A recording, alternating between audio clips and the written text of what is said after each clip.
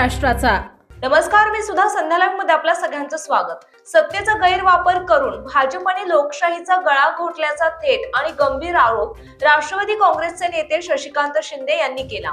साताऱ्यामध्ये झालेल्या राजकीय घडामोडीनंतर प्रसार माध्यमांशी बोलताना शिंदे यांनी जिल्हा प्रशासन आणि पोलिसांच्या भूमिकेवर कडक शब्दांमध्ये ताशेरे ओढले। स्पष्ट बहुमत असतानाही सदस्यांशी फोडाफोड करण्यात आली। सातारा पोलीस हे भाजपच्या घरगड्यांसारखे वागत असून पोलीस अधीक्षक तुषार दोशी यांना तात्काळ निलंबित करावे अशी मागणी शिंदे यांनी केली आहे। महाराष्ट्राच्या इतिहासामध्ये यशवंतराव चव्हाणांच्या भूमीमध्ये काल सातारा जिल्हा परिषदेच्या निवडणुकीमध्ये ज्या पद्धतीने हुकुमशाही पद्धतीने सत्तेच्या असलेल्या अधिकारातून या ठिकाणी जी निवडणूक जिंकलेल्याचा आविर्भाव भाजप आणि तिथल्या मंत्र्यांनी दाखवलेला आहे, आज त्याचे पडसाद हे विधानसभा आणि विधान परिषदेमध्ये उमटलेले आहे। खरं म्हटलं तर सत्तेचा बहुमत असताना सुद्धा या सत्तेच्या बहुमतापेक्षा आपल्याला सामदाम दंडभेद फोडा आणि तोडा या नीतीप्रमाणे भाजपच्या लोकांनी ज्या पद्धतीने निवडणूक जिंकली ही लोकशाहीचा खून आहे आणि याचा आज पडसाद या ठिकाणी विधानसभा आणि विधान परिषदेमध्ये उमटलेले आहे। दुर्दैव एवढंच आहे की 37चा आकडा असताना 2 शिवसेने शिंदे गटाचे, 2 राष्ट्रवादीच्या असलेल्या अजितदादा गटाचे 4 उमेदवार पहिले फोडण्यात आले। मी सत्य परिस्थिती अगदी परमेश्वराला स्मरून सांगतो। लता करणे म्हणून माझ्या असलेल्या मतदारसंघातल्या निवडून आलेल्या सदस्या यांना जबरदस्ती 2 वेळेला या असलेल्या ठिकाणावर नेण्यात आलं। त्यांची मानसिकता इच्छा नसताना सुद्धा त्यांना तशा प्रकारचा दबाव टाकण्यात आला, आमिष देण्यात आली।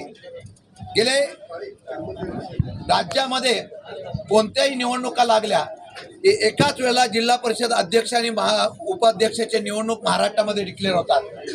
पहिली वेळ या महाराष्ट्रामध्ये सोयीने निवडणुका जिल्हा परिषद आणि अध्यक्ष उपाध्यक्ष का घेण्यात आल्या, एकाच दिवशी का घेण्यात आल्या नाही?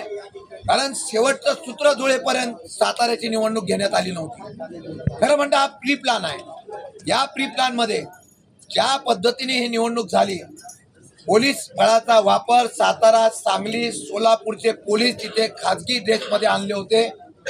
ज्या पोलिसांना निवडणूक प्रक्रियेच्या आत जायचा अधिकार नव्हता त्या पोलिसांनी दरवाज्यावर जिथं जिल्हाधिकारी निवडणूक अधिकारी होते त्यांच्या जवळ जात असताना त्या असलेल्या सदस्यांना नेण्याचं पाप केलेलं आहे। एवढी मस्ती आहे? लोकशाही एवढी संपलेली आहे का? आणि एवढं काय, मंत्री वगैरे असताना त्यांना पकडून त्याला बाजूला ढकलून ते 2 सदस्य नेले। बरं, तक्रार काय की एक आमचा सदस्य बापूराव शिंदे हे त्या आमच्या बरोबर होते, या बापूराव शिंदेच्या मुलाला मोका लावतो अशा प्रकारच्या धमकी देऊन, तुमचे मागचे केसेस काढतो अशा प्रकारच्या धमकी देऊन त्या ठिकाणी त्यांना दबाव टाकला आणि खोटी कंप्लेंट देण्याच्या बाबतीमध्ये निर्णय झाला। आणि ही खोटी कंप्लेंट दिल्यानंतर ज्याच्या विरोधात तक्रार केलेली आहे तो स्वतः किडनॅप झालेला सदस्य म्हणून दाखवतात। तो स्वतः वाई पोलीस स्टेशनला रात्री गेला आणि त्यांनी सांगितलं, मला कोणी पळवलेलं नाही, मला कोणी किडनॅप केलं नाही, मी माझ्या या पार्टी बरोबर आहे। असं असताना दुसऱ्या दिवशी सकाळी त्याच केसचा आधार घेऊन या असलेल्या सदस्यांना आमच्या 2 त्यांचा काही संबंध नाही त्या 2 अनिल देसाई आणि संदीप मांडवे यांना नेण्याचा प्रयत्न पोलिसांनी केला। कारण 33चा आकडा 100% आमचा होता। आम्हाला तुम्ही सांगता 12:15 पर्यंत आमच्या असलेल्या सदस्यांना 12:30च्या आत पोहोचायचं असताना गेटमधून आत दिलं जात नव्हतं। मला शेवटी खाली जावं लागलं आणि त्यांना गेटमधून आत न्यावं लागलं। एवढा पोलिसांची मगरुरी होती। आणि तेवढं काय, परंतु सभागृहाच्या आतमध्ये पॅसेजमध्ये गेल्याबरोबर एक मंत्री, एक नगराध्यक्ष, एक नगरसेवक, त्यांचे कार्यकर्ते आमच्या एका सदस्याला आमच्या समोर जबरदस्ती करून त्या ठिकाणी नेण्याचा प्रयत्न केला। त्याला आम्ही विरोध केला आणि तो विरोध झाला, त्या सदस्याला थांबवण्याचं आम्हाला यश आलं। वरती गेल्यानंतर सभागृहाच्या पॅसेजमध्ये आम्ही जात नाही, पण त्या पॅसेजमध्ये नेऊन त्या ठिकाणी 2 लोकांना पोलिसांनी या ठिकाणी नेण्याचं पाप केलं। नाही, म्हणून त्यांना 2 सदस्य, कारण ती बेरीज जुळत नव्हती म्हणून करण्यात आलेला. आणि सभागृहाच्या आज जिल्हाधिकाऱ्याच्या समोर मंत्री आणि सगळे 1-2 सदस्यांना धमक्या देत होते, मतदान करा नाहीतर बघून घेऊ. आता आजही आव्हान आहे सीओना आणि कलेक्टरला, तुम्ही निपक्षपणाने असाल तर तिथल्या CCTV या प्रेसला ओपन करून दाखवा. सत्य परिस्थिती लोकांना येऊन दे. सभागृहामध्ये मंत्री खोटं बोलतात, सरळ सांगतात की पोलिसांना धक्काबुक्की, पोलिसांना दादागिरी कोणी केली. पोलिसांना दादागिरी करण्याच्या बाबतीत मला निर्णय घेतला नाही. पालकमंत्र्यांनी जी परिस्थिती बघितल्यानंतर थोडासा या ठिकाणी पोलिसांना त्या ठिकाणी जबाबदारीची जाणीव करून देण्याचा प्रयत्न केला असेल तर मला वाटतं महाराष्ट्रातला हा सगळा काळा दिवस आहे. सत्ता येते जाते हो, पण सत्ता मिळवण्यासाठी ज्या पद्धतीने हव्यास केला जातो हे दुर्दैवाचं आहे. एका बाजूला आमिष द्यायचं, एका बाजूला धमक्या द्यायच्या, एका बाजूला त्या ठिकाणी सदस्य फोडायचे आणि ऐकत नसेल तर पोलीस बळाचा वापर करायचा. कुठली लोकशाही राहिलेली आहे? आणि हे सांगतात आमदारांनी इथं सांगितलं, आम्ही पीपल अलायन्स भाजप बरोबर केला होता कोरेगावमध्ये. कोरेगावमध्ये मी स्वतः अजितदादा, स्वर्गवासी अजितदादांच्या शब्दाखातीर या ठिकाणी सातारा जिल्ह्यामध्ये आम्ही शब्द दिला होता त्याप्रमाणे अलायन्स केला. आमचे सगळे उमेदवार आम्ही घड्याळ उभं केले होते. मग त्या उमेदवारांची मतं कशाला तुम्ही घेतली? तुम्ही भाजपमध्ये गेला होता ना, भाजपचा अलायन्स होता. मग त्यांच्या उमेदवारांबरोबर जे आमचं शिंदे गटाबरोबर राष्ट्रवादी अजितदादा गट आमचा आणि शिंदे गटाचा त्या ठिकाणी निर्णय होता, त्यांची मतं फोडण्याचा पाप का तुम्ही केलं? आणि ती मतं तुम्हाला लागतात आणि अलायन्सच्या बाबतीत करतात. जास्त नाही, परंतु ओबीसीचा दाखला असणारा सदस्याला संधी द्यायला पाहिजे होती. 3 सदस्य ओबीसीचे मधले असताना सुद्धा ओपन मधल्या महिला निवडून आलेल्या त्यांना आपण जिल्हाध्यक्ष करण्याच्या बाबतीत मला निर्णय घेतला. असो, त्यांचा दाखला सुद्धा कधी मिळाला त्याची आम्ही कोर्टामध्ये चॅलेंज करणार आहोत. त्या दाखला देत असताना 11 वाजता त्यांना दाखला मिळतो असं समजतंय. काय यंत्रणा पळते? म्हणजे ठरवून या असलेल्या लोकशाहीचा खून करण्याचा प्रयत्न केला जात नाही. दादागिरी मी तर त्याच्या भाग पण घेतला नव्हता. ज्यावेळेला मला कळलं की इथे सदस्यांना अडवलं जाणार आहे, त्यामध्ये माझ्या सदस्यांचं संरक्षक करण्याची जबाबदारी माझी होती.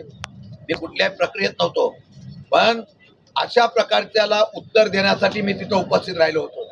म्हणजे मला वाटतं की आरोप प्रत्यारोपापेक्षा जर सरकारला खरं ह्याच्यामध्ये सरकारची प्रतिमा, भाजपची प्रतिमा प्रचंड मलिन झालेली आहे. जिल्ह्यामध्ये नाराजगी आहे. मी सांगतो हा निर्णय काय होईल ते होईल, पण आम्ही सगळेजण या संदर्भामध्ये निषेध अधिवेशन संपल्यानंतर 100% काढू आणि तसा जाप हा जिल्हाधिकारीला, सीओला आणि त्या ठिकाणी त्या असलेल्या एसपीच्या बाबतीमध्ये विचारल्याशिवाय आम्ही राहणार नाही. आज विधान परिषदेमध्ये त्यावेळेला राज्याचे उपमुख्यमंत्री त्यांच्याशी बोलतात, एका वेळेला पालकमंत्री म्हणून ते शंभूराजे स्वतः बोलतात. आपण स्वतः सांगता की असं काही होणार नाही आणि तसं सांगून सुद्धा तुम्ही करताय. आणि खरोखर आहे, शंभूराजेंना ज्या पद्धतीने मकरंद पाटलांना आम्हाला पोलिसांचा बळ वापरून ज्या पद्धतीने खेचत होते आणि दुसऱ्या बाजूला त्यांच्या मंत्र्यांना खुल्या मोकळीत करण्याचा आणि त्यांच्या भाजपच्या सदस्यांना त्याचा काहीच संबंध नव्हता, त्यांना खुल्या या सभागृहामध्ये फिरण्याची मुभा देत होतं. ही पार्सलिटी होती. या ठिकाणी हा झालेला लोकशाहीचा खून आहे. लोकशाहीचा खून यशवंतराव चव्हाणांच्या भूमीमध्ये होऊन देणार नाही. जर सरकारने कारवाई करावी, नाही केले तर आम्ही रस्ता उतरणार. मी त्यांच्या पक्षावर जाणार नाही. त्यांना तिकीट द्यायच्या का नाही याच्यावर पक्षामध्ये शंका होती, तरी सुद्धा त्यांना तिकीट दिली होती. ती देत असताना ते प्री अलायन्स म्हणतायत. प्री अलायन्स जर त्यांचा झाला असेल भाजपकडे, माझ्या विरोधामध्ये जे लढले ते पडले आणि मी जे निवडून आले, मग त्यांची मदत कशाला घेता? म्हणजे तुम्ही भाजपची अलायन्स करायचं म्हणून सांगता कोरेगावमध्ये आणि तिथून निवडून आलेल्या सदांच्या मतदानावर तुम्ही अध्यक्ष व्हायचा, हा कुठला निर्णय? डोल बाजू आहे. मला वाटतं की त्यामध्ये तथ्य नाही. राजकारणामध्ये जिथं संधी मिळेल तिथं फायदा उठवण्याचा प्रयत्न सगळं ते करताय. ताज्या आणि महत्त्वपूर्ण बातम्या पाहण्यासाठी आजच आमच्या संध्या लाईव्ह न्यूज चॅनलला YouTubeवर सबस्क्राईब करा आणि बेल आयकॉन प्रेस करा.